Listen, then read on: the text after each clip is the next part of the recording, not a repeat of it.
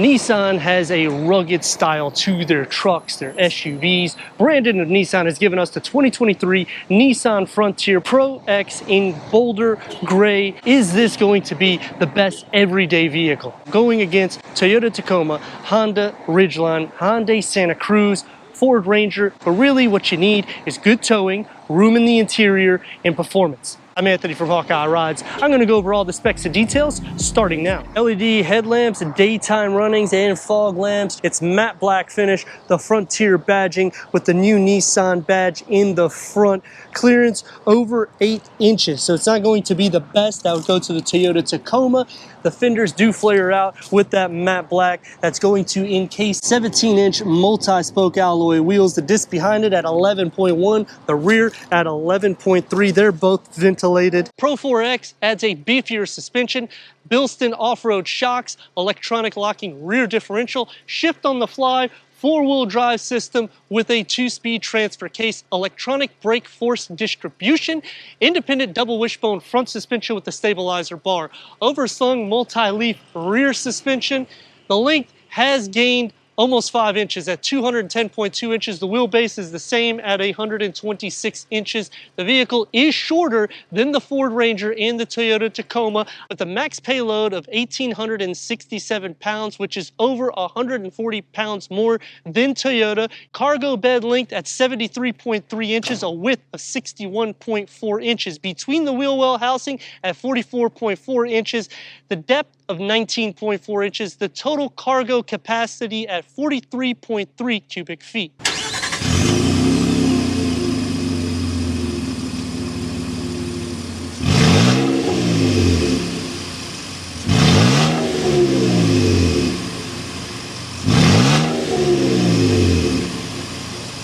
Carries over the engine and transmission from 2020. 3.8 liter V6 producing 310 horsepower and 281 pound-feet of torque. That's paired to a 9-speed automatic transmission, best-in-class horsepower, 40 more horsepower than the Ford Ranger, 32 horsepower more than the Toyota Tacoma, and 16 pound-feet more torque than that Toyota. Entering inside the Nissan Pro X Frontier.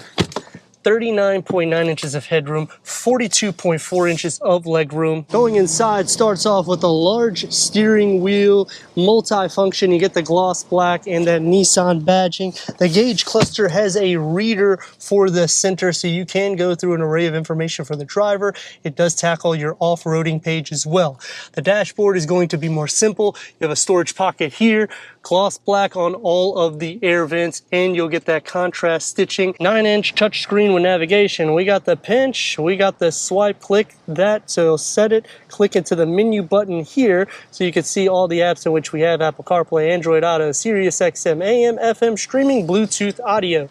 Switch to reverse. You have a reverse camera with full trajectory working underneath with your dual climate control settings, USB-A, USB-C. You have a storage pocket right here with some grab handles. Cup holders, a 16.9 ounce will fit without any issue. I would say maybe a 20 ounce without any problems. The gloss black around your gear lever with the contrast stitching.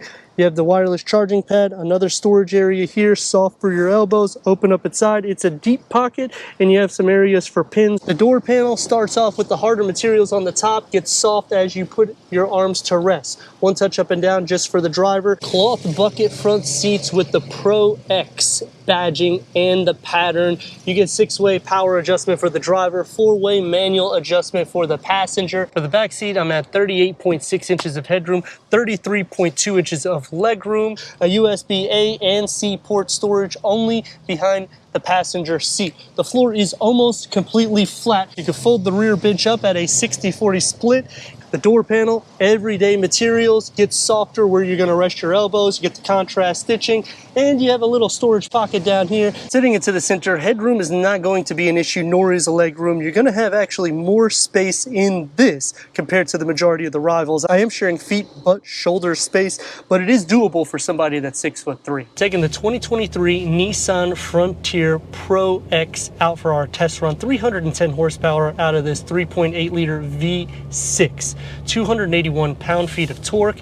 This is one of the fastest variants. Payload, this takes the cake. For towing capacity, you go for the Toyota. For everyday drive, that's what I'm going to show you with this, because the interior is going to be ultra quiet, not Audi quiet like a full-blown luxury, but quiet that you don't typically get in a truck. The refresh, unfortunately, from last year did not entail anything for the suspension. It was really just an aesthetic update. Even for the powertrain, when you're looking at comparison vehicles, the Toyota is going to be more of a, you're going to feel all of the imperfections in the road. It's going to be very noisy, and you can see how quiet this vehicle is. When you go into the Ford Ranger, the back seat is going to be tight. The same thing with the Toyota. If you go to Honda, the Ridgeline actually does an excellent job in the sense of storage underneath the back seat. Here we have like a little tray there. It's completely flat. To give it a little go.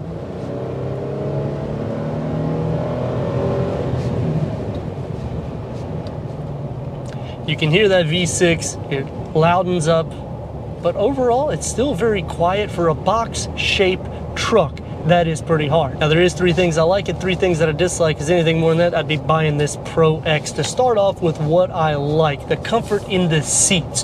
When you get into these mid-sized trucks, a lot of people disqualify that. And when you're going for long journeys, because you're gonna be doing that with this, you're probably not gonna be doing it off-roading all the time.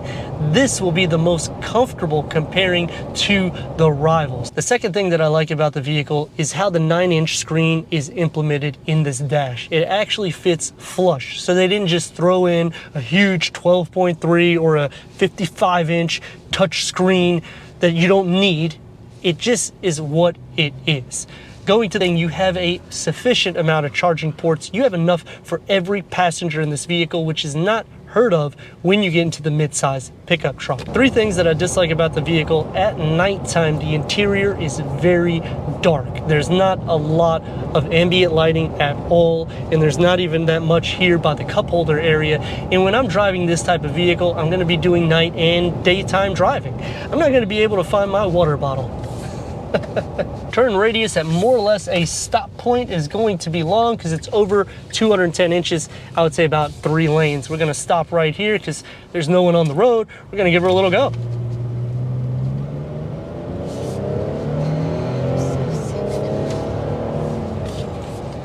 And we're gonna check those brakes.